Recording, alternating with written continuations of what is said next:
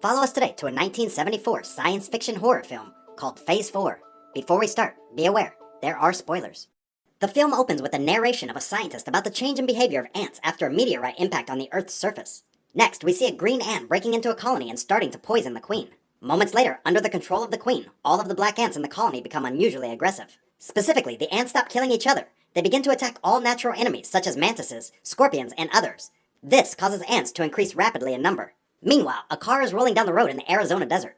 We are introduced to Dr. Ernest D. Hubbs, an experienced entomologist, and James R. Lesko, a senior scientist with a cryptological background. The two men come to an abandoned town and are about to set up a research observation station there. Going a bit further away, they discover a few eccentric-looking pillars about 3 to 4 meters tall in the middle of the desert. There is a small scratch on the head of each pillar.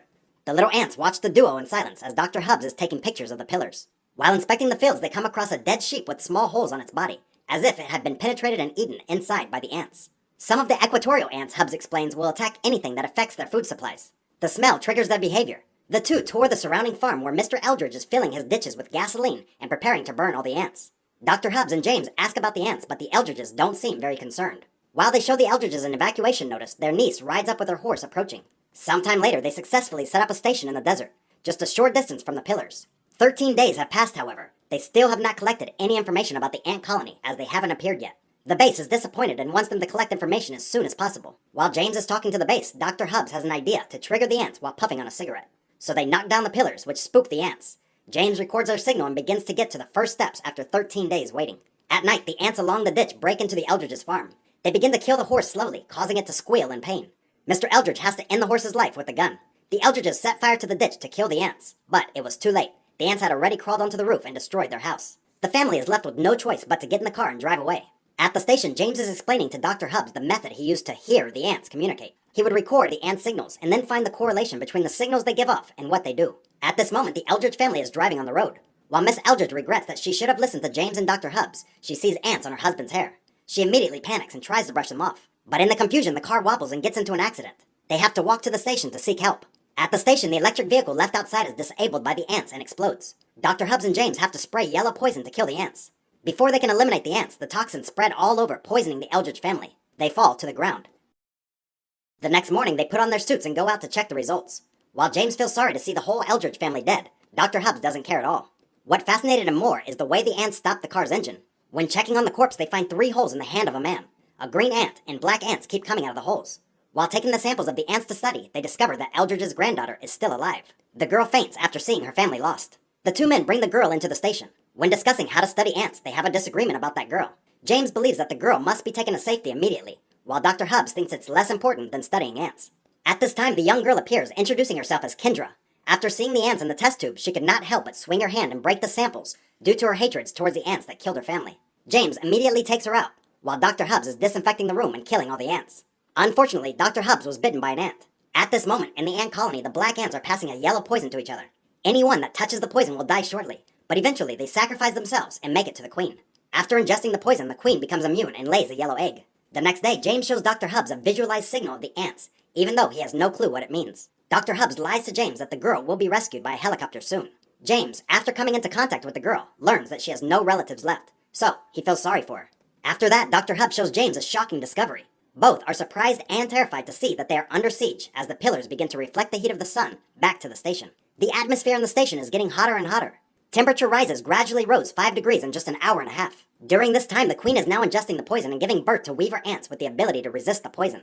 Meanwhile, after learning that no helicopters had come to rescue the girl, James calls the base. But just as he is about to call, the ants are one step ahead. They destroy the phone, not letting James contact with the base.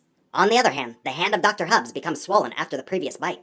It is so hot outside that they have to turn on the air conditioner. James comes up with the idea of destroying the towers with a loud sound wave. It is so noisy that the glass objects in the station almost break. The pillars on the outside collapsed one after another due to the impact of the sound. In a corner of the station, a black ant is trying to bite the wire when it is eaten by a mantis. But unfortunately, another green ant bites the mantis, which leads to an electric leak incident in the station. As a consequence, there is a power outage inside the station, and the air conditioning system is broken. After James launches the killing sound wave, a lot of yellow ants are dead. The black ants begin to neatly stack the dead weaver ants as if they were planning their revenge. At the station, they can only work for a few hours at night when the temperature drops.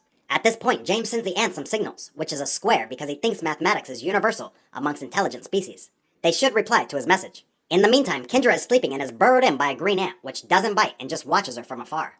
The following day, the pillars continue to reflect heat into the station, causing the temperature in the station to rise much higher. Therefore, Dr. Hubs has a fever and delusions. Kendra tries to take care of him, but is dismissed. He also discovers a green ant on the shelf and frantically smashes it, determined to kill the green ant at all costs. Kendra calls James to help, but Dr. Hubs seems to have killed that green ant. After a while, perhaps too scared and tired, Kendra asks James to give her a hug. When the night comes, Dr. Hubs gains his consciousness and discusses how to kill the ants with James. He thinks that they must kill the queen so they can escape. The queen is what controls all of the behavior of the ants. He has located the queen and plans to kill it by tomorrow. But in the meantime, James thinks they've lost this wit's game. He just hopes that tomorrow they could get a message from the ants. Just then, a scream from Kendra draws attention from the men. All three are frightened to see a desert rat to be killed and eaten alive in the blink of an eye. Right at that time, after receiving a message from the ants, James discovers that they themselves are in a controlled experiment in which they are the subjects. The ants' message is a square, a small circle inside, and a small dot within it. The ants are giving them an intelligence test and are looking for the smartest person, so that little dot could be any of the three. Kendra curiously asks James what the ants would do to that person. That night, Kendra decides to go out of the station alone on bare feet. Minutes later, the ants emerge from the ground and bite Kendra. She screams in pain. At the station, Dr. Hubs arms himself, determined to kill the queen, but James doesn't think that's a good idea. He wants to continue to communicate with the ants and convince them to free the humans.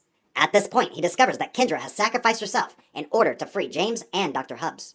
Later on, Dr. Hubs with a swollen hand takes a gun and goes out to kill the queen ant. James chases after, but this time Dr. Hubs falls into a deep hole. The ants appear out from the ground and kill Dr. Hubs immediately, while James could only watch helplessly. After that, James puts on the protective suit and sprays poison all over the area with the aim of killing the queen. He hoped the human and the queen ant could reach some mutual agreement, but that's not how it turns out now.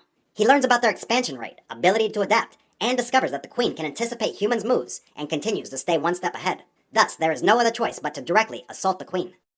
Finally, he sees a hole above their colony where the queen is, so he drops a tank of poison and falls into the hole along with it. Here, he sees a hand slowly emerging from the sand. It is Kendra.